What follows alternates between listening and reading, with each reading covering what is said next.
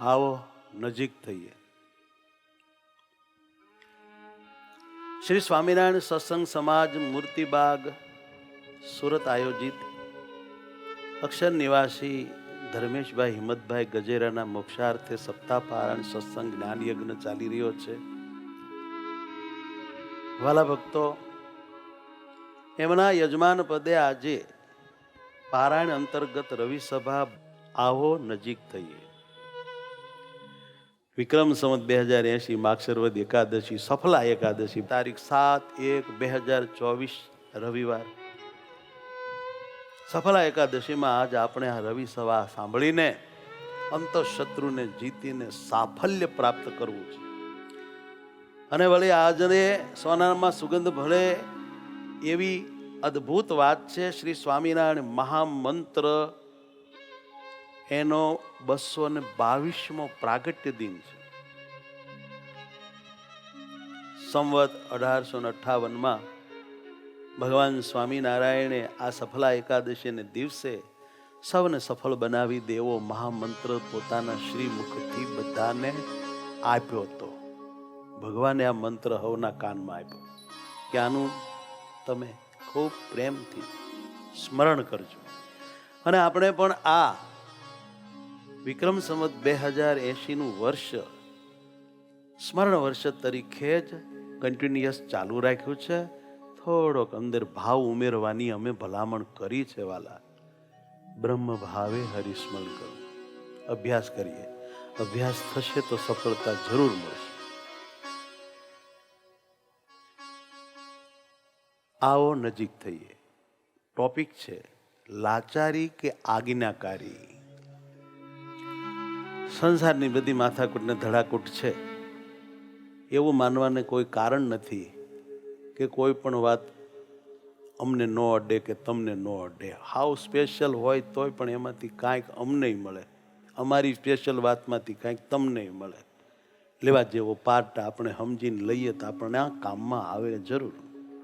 લાચારી કે આજ્ઞાકારી, આ શીર્ષક છે. સૂત્ર: કોઈના દુઃખની ચિંતા ના કરો તો કઈ વાંધો નહીં, કઈ નહીં. તમે તમારી મસ્તી રહો ને વાલા. કોઈના દુઃખની તમે ચિંતા ન કરતા, પણ મહેરબાની કરીને કોઈના સુખની ઈર્ષા તો કરતા જ નહીં. છેવટ ઢાંકણીમાં પાણી લઈને આપણે ડૂબી મરવું, પણ કોઈના સુખની ઈર્ષા કદી ન કરવી. એના જેવી હલકાઈ કોઈ નહીં. કોઈની ઉન્નતિ જોઈને, કોઈની પ્રગતિને આપણે જાણીએ ત્યારે, કોઈ આપણી સાઈડ કાપે ધંધામાં, વ્યવહારમાં, સુખમાં, મોટાઈમાં, સત્તામાં, ત્યારે જો દિલમાં નાની મોટી જલન થતી હોય અને એ જલન એવા પ્રકારની હોય કે એને આપણે પાછો પાડીને આપણે આગળ જવું છે તો એનું નામ ઈર્ષા છે. પણ આપણે એને આગળ જતા જોઈને થોડા વિશેષ સાવધાન થઈને વધારે પુરુષ પ્રયત્ન કરીને એ ભલે સુખે આગળ જાય પણ હું મારા પ્રયત્નથી જોર કરીને પણ આગળ વધીશ, તો આને હરીફાઈ કહેવાય. હરીફાઈમાં વાંધો નથી. ઈર્ષા નુકસાનકારી છે.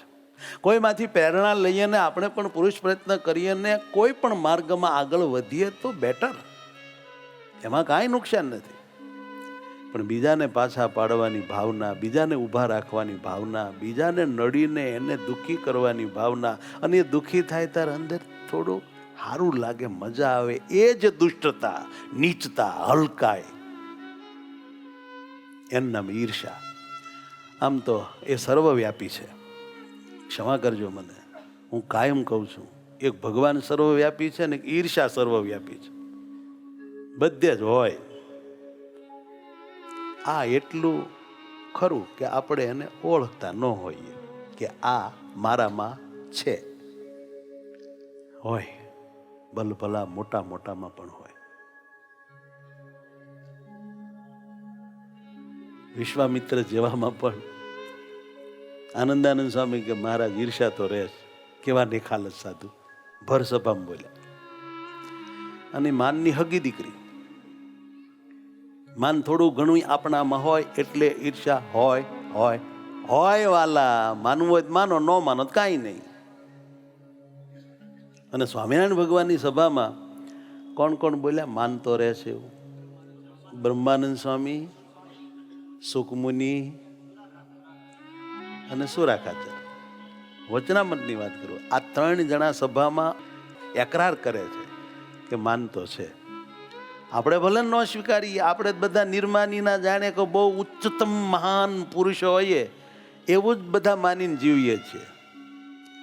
પણ બ્રહ્માનંદ સ્વામી સ્વીકારતા હોય, સુકાનંદ મુનિ સ્વીકારતા હોય ભગવાનનો જમણો હાથ, અને સુરાખાચાર્ય જેવા ભગવાનના લાડીલા સખા 27 વર્ષથી બ્રહ્મચર્ય પાળનારા એ કહે છે કે માનતો રહેશ મહારાજ.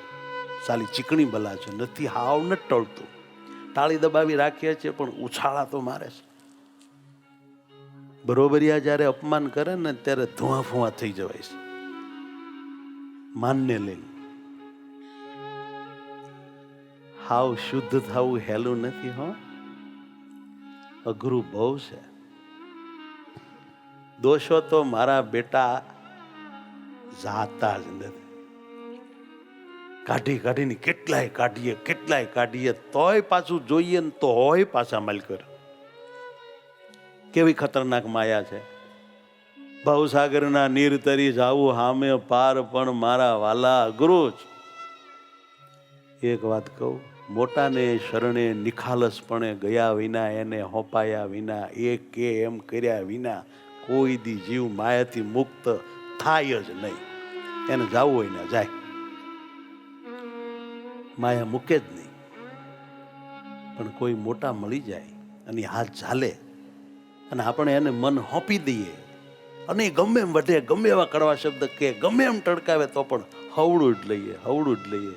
ક્યારેય બરો ધોખો કે દુઃખ ના લગાડીએ તો પાર ઉતરી ગયા. પણ જો આપણે પાછું આપણું જણાવ્યું તો એને કહેતા પછી બીક લાગે.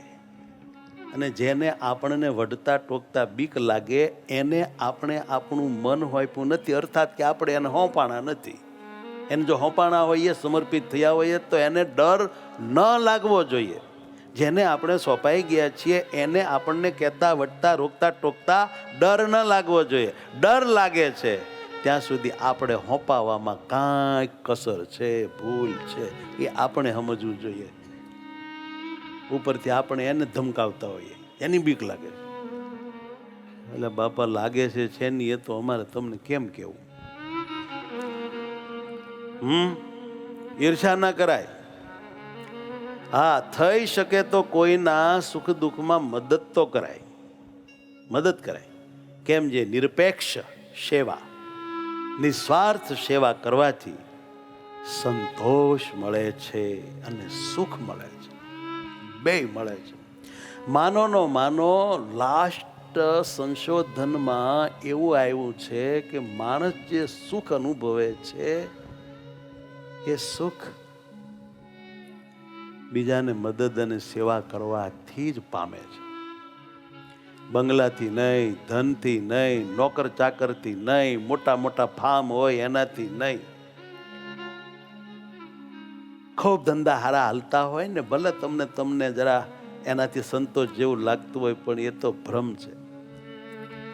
સાચો સંતોષ, અંતરની સાચી ઠંડક તો જ્યારે આપણે કોકને મદદ કરીએ, કોકની નિસ્વાર્થ ભાવે સેવા કરીએ અને એના હૃદયમાં જે હાશકારો થાય, એના જે વાઇબ્રેશનો એના આત્માથી નીકળી આપણા આત્મા પાસે આવે, ત્યારે આપણને જે અંદરથી એવી ઠંડક ને એવી શાંતિ અનુભવાય છે, તેવી શાંતિ ખાનપાનમાં, ભોગ વિલાસમાં, ધન સંપત્તિમાં આરોટવાથી પણ નહીં મળતી.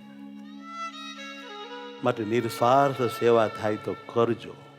અઘરું તો બહુ છે, થાય એવું તો નથી.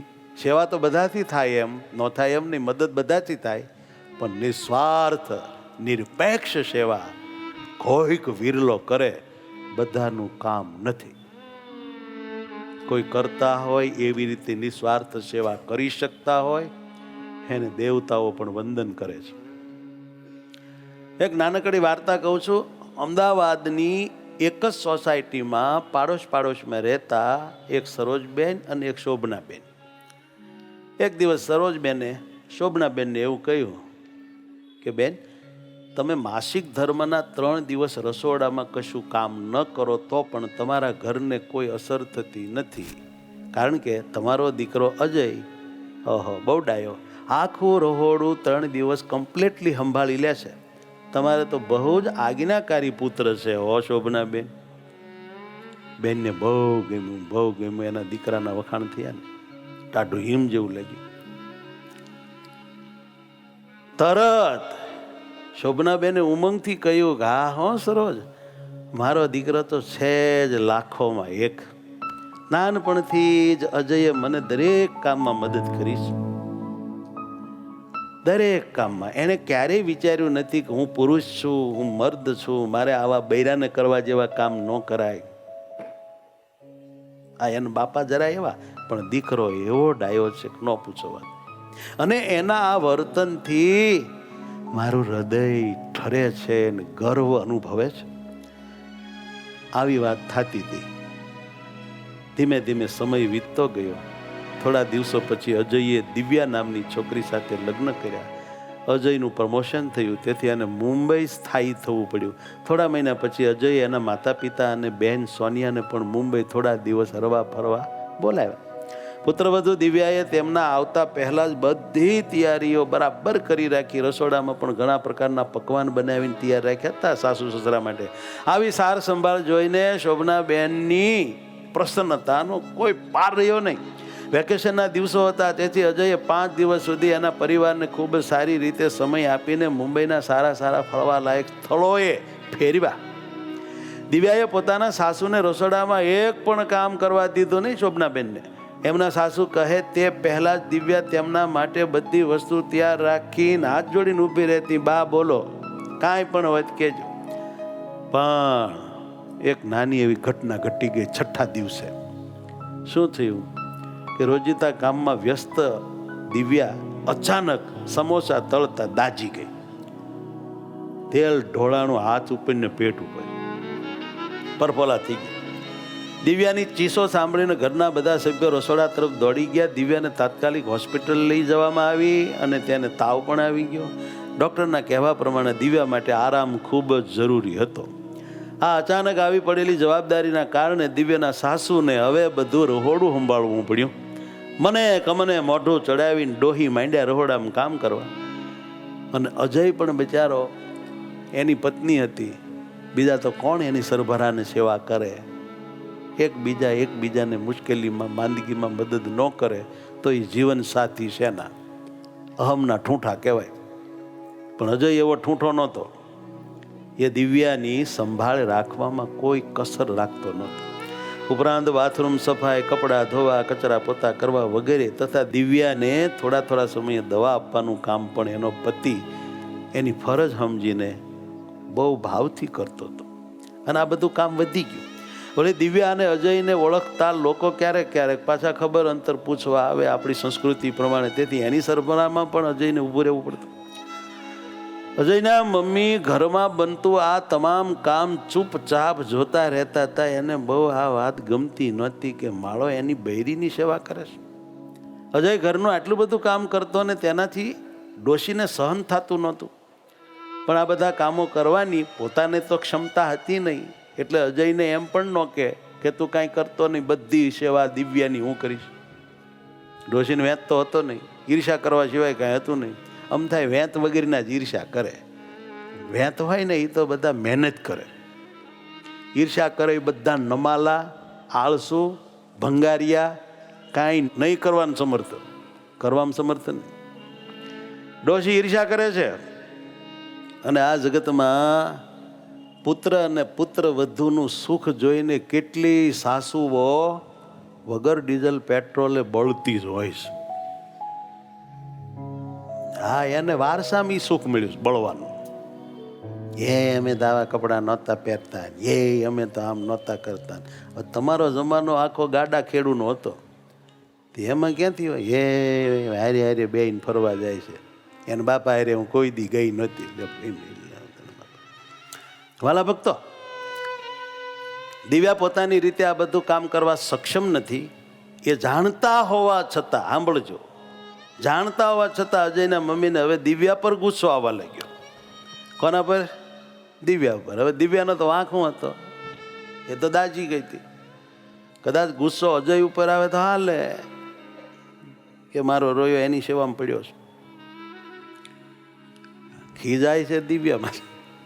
મજા આવી વાત છે. સ્વામિનારાયણ ભગવાન દાદા ખાચરના દરબારમાં રહેતા હતા. દાદા ખાચરનો ને એનો બધાનો ખૂબ ભાવ હતો. એટલે જેવા બાપુને દાદા ખાચર ઉપર ઈર્ષા થતી હતી, એના ભત્રીજા ઉપર. કોના ઉપર ઈર્ષા હતી? અને મહારાજને મારવા માટે માણસ બેહાડ્યો. ઈર્ષા હતી દાદા ખાચર ઉપર. અને કોને મારી નાખવાનો પ્લાન કર્યો? મહારાજને મારી નાખવાનો. તમે જોજો, આ બધું વિચિત્ર છે. ઈર્ષા કોકને આરે હોય અને પતાવી કોકને દે. છે ને આમ તકલીફવાળું, ન સમજાય એવું છે. દાદા ખાચર આરી ઈર્ષા હતી તો દાદા ખાચરને જે કરવું તું તે કરવું તું. શ્રીજી મહારાજને હું જ પણ શ્રીજી મહારાજને એટલા માટે કે એ દાદાને ઘેરે પડ્યા રહે છે ને દાદાના વખાણ કરે છે ને દાદાની મોટાઈ એણે બધે વિસ્તારી. માટે આને પતાવો ને તો દાદો પછી ક્યાં મોટો થાય. આમ વાત હોય બધી. પણ ઈર્ષા મહારાજ હારે નહીં હો. ઈર્ષા કોની હારે? આવું છે વાલા, અઘરું બહુ છે. ઈર્ષા એને થઈ છે એની પુત્ર વધુ સાથે, વહુ સાથે. પણ ગુસ્સો કોની માથે આવે છે? અજય ઉપર આવે છે, દિવ્યા ઉપર આવે છે. પણ એક દિવસ શોભનાબેન ઉપર પડોશી સરોજબેનનો દિવ્યાની તબિયત પૂછવા ફોન આવ્યો. હા, એવો ફોન આવ્યો. શરૂઆતની વાતચીત પતી પછી શોભનાબેને પોતાના મનમાં રહેલો ગુસ્સો કાઢવાનું શરૂ કરી દીધું. સરોજ, હું તને શું વાત કરું, દિવ્યાની સેવા કરતાં કરતાં 15 દિવસ થઈ ગયા મારે તો. અમારી સેવા તેણે ફક્ત પહેલા 5 દિવસ કરી, છેલ્લા 15 દિવસ તો હું એને સંભાળી રાખું છું. અને સમાજમાં એમ વાત થાય છે કે અમારી સેવા કરતાં કરતાં અમારા છોકરાની વહુનો હાથ બળી ગયો. સરોજબેને પૂછ્યું, ભાભી શું તમે બધા કામ એકલા હાથે જ કરો છો? ના ના, હવે મારી એવી ઉંમર ક્યાં રહી છે કે હું બધા કામ જાતે કરી શકું. આ તો મારો દીકરો અજય દિવ્યની સેવામાં સતત લાગેલો રહેશે. બિચારો એના માટે શું શું નથી કરતો. એના છોકરામાં હેત બહુ છે ને એટલે એનો વાંધો નથી. પણ મારો બેટો હાવ વહુનો ગુલામ બની ગયો. હાવ ભાઈલો. સરોજ, તું માનીશ નહીં, પણ એના કપડાં ધોવાનું કામ પણ અજય પોતે જ કરી રહ્યો. એટલે તો તમે કરો, એ પોતા જ થાય એમને.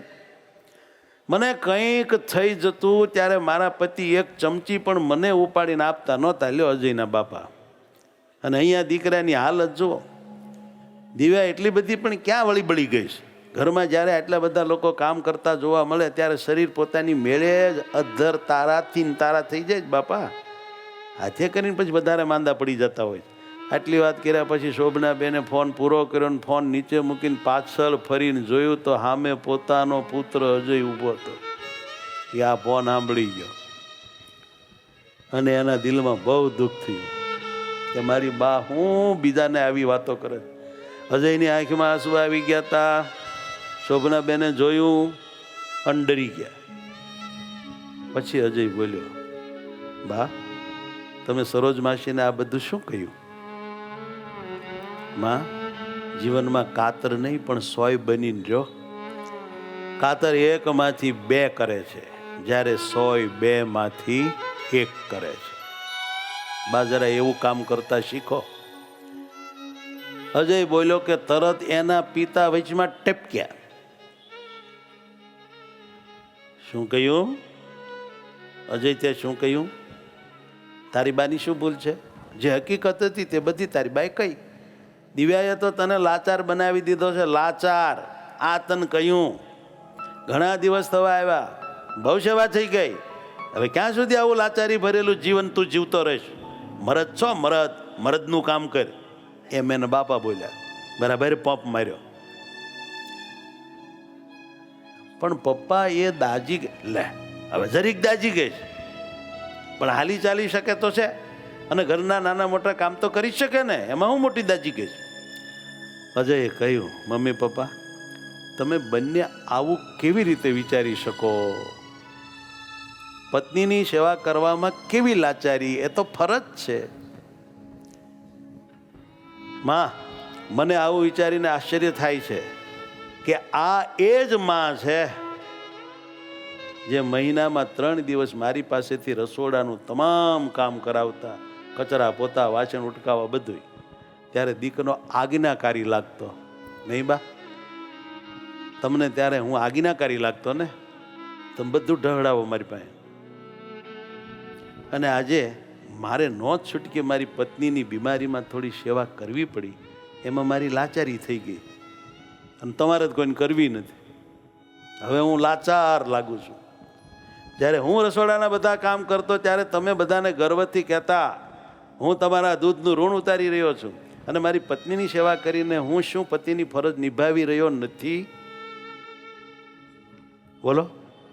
અને પપ્પા, તમે લોકો જ્યારે અહીં આવ્યા ત્યારે દિવ્યાએ તમારી સેવામાં કાંઈ કસર છોડી હતી? તમને ખબર છે દિવ્યાએ જ આપને ફરવા લઈ જવાનો બધો પ્લાન અને બધી પૂર્વ તૈયારી કરી હતી. તેણે તમારા બંને માટે શું નથી કર્યું? આપણે લાગે છે કે હું દિવ્યા માટે કામ કરીને લાચાર બની ગયો છું, ખરું? તો હવે આટલી થોડી વધારે લાચારી પણ કરી લઈશ, ખાવા પીવાનું પણ હું બનાવી લઈશ. નીકળો બહાર, રહોડા બહાર નીકળો. એટલું કામ કરવામાં તમને મોત આવે છે? બેહો ઢોલીએ, હું બધી સેવા કરી લઈશ. હું તમને આનાથી આગળ એક શબ્દ પણ કહેવા માંગતો નથી. આટલું ધમધમાવીને કહ્યું ને એટલે ડોહી ડોહાના મગજના કોષ હૂતેલા હતા ને હળવળીને ઉઠી ગયા કે હાલો મેન તે બે લોચો માર્યો. આપણે કરી શકીએ અમને દિન ડાપણ કરવામાં પૂરા. અજયે બોલવાનું પૂર્ણ કર્યું ને તરત જ ઘરમાં મૌન છવાઈ ગયું. શોભનાબેનને પણ પોતાનો પુત્ર આવું બોલશે એવી અપેક્ષા નહોતી, ન હોય. જે આજ્ઞાકારી દીકરાને લઈને પોતાની છાતી ગર્વથી ફૂલી નહોતી સમાતી, એ દીકરાના મોઢાથી આજે આવી વાત સાંભળીને તેને પોતાની જાત પર પસ્તાવો બહુ થયો. હવે ડોહી ડોહાનો પસ્તાવો ખરેખરો થયો. થાય આ બધા ઘરની કહાની છે વાલા. આ વાત ચોખ્ખી છે કે જ્યારે પુત્ર પોતાના માતા પિતાની સેવા કરે છે ત્યારે તેને આજ્ઞાકારી કહેવાય છે, પરંતુ જ્યારે જરૂર પડે ત્યારે તેની પત્નીની સેવા કરે છે ત્યારે તેને લાચાર કહેવામાં આવે છે. આવું કેમ? આવો એક સવાલ થાય છે. આવું કેમ? સંબંધો સ્વાર્થથી નથી વધતા, પરંતુ વિશ્વાસથી ટકે છે, વધે છે. પ્રેમ લેવાથી નથી વધતો, પરંતુ પ્રેમ આપવાથી વધે છે. મારી સેવા કરે, મારું ગમતું કરે, મારું માને ત્યારે જ તે સારો, ને ન કરે તે નઠારો. આને અહમ મમત્વ રૂપી બંધન કહેવાય, આને માનને ઈર્ષા કહેવાય. આમાંથી આપણે બહાર નીકળીએ તો ઘરમાં શાંતિ છવાય, સમાજમાં શાંતિ છવાય અને આનંદ થાય. સૌને ભાવથી જય સ્વામિનારાયણ.